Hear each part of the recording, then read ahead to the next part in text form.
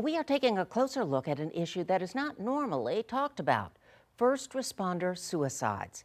As part of National EMS Week, KENS 5's Marvin Hurst spoke with Bexar County emergency responders about mental health concerns and solutions. My name is Frank Horta. I work with Bexar County District 7 Fire and Rescue. My name is Michael J. Sachs. I am a retired New York City detective. I'm Chris Mascoro. I'm with District 7 Fire and Rescue. I am a peer support specialist and expert, and I'm a critical incident stress management expert due to my experiences on the NYPD. I like to think we have 3 jobs, which is fire protection, EMS, and public service. I personally jump out of bed when it's time for me to go to work, so it's amazing. I used to be a detective. I'm a retired detective. I was seriously injured in the line of duty. I'm a vest save from a car accident. I was in a shooting. The World Trade Center response. I used to be a firefighter. I was New York City Emergency Medical Services. Been to Uvalde to support their local resource and whatever they needed. Mainly it was an EMS strike team that we sent. Fire and EMS, you run car accidents, stabbings, shootings, suicides, rollover accidents, ejections, cardiac arrest in adults and kids. So you see everything. Sometimes it's a good turnout, sometimes it's a bad turnout.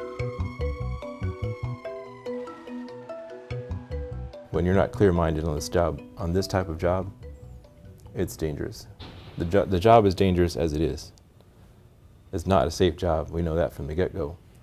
But having an unclear mind, doing a dangerous job is not good. So I kind of have to put it in a box and go on the next call. That's how a lot of us deal with it, and I think it becomes to be a problem later on. And some people who don't know how to talk about it. But it's also separating work from home. The greatest challenge in the first responder field is mental health that they can trust, because their job is always at risk. If they speak to somebody and open up to them, they have to worry about performance evaluations. A law enforcement officer carries a gun. If they have that gun taken away, they're not a law enforcement officer anymore. So they're always worried about that. Whether that worry is real or not, it's very real to them. Understand that it's okay to talk about it. It's not a bad thing. It's a good thing. When I was a cop in the 90s, it was leave it in your locker. You don't talk about this. You don't bring it home to your families. You're a weak person if you bring it home to your families. You don't even talk about it in the precinct or at headquarters. It's not fair to our families, our wives and kids, that if we come home and take that home.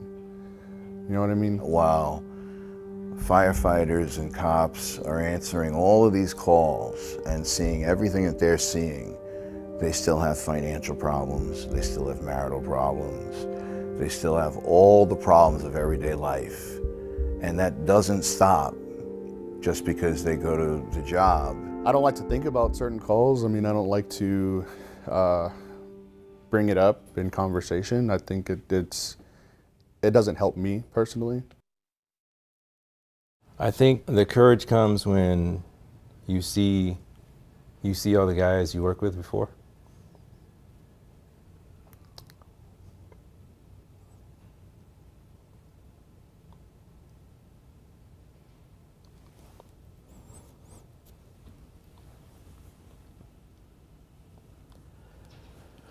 You end up seeing them at a funeral.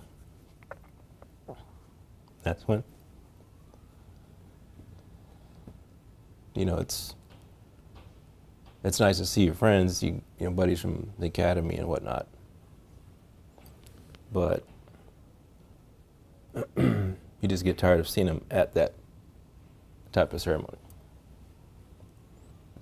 And it makes you realize, hey, it's okay to talk about it. You need to talk about it. We go through a lot.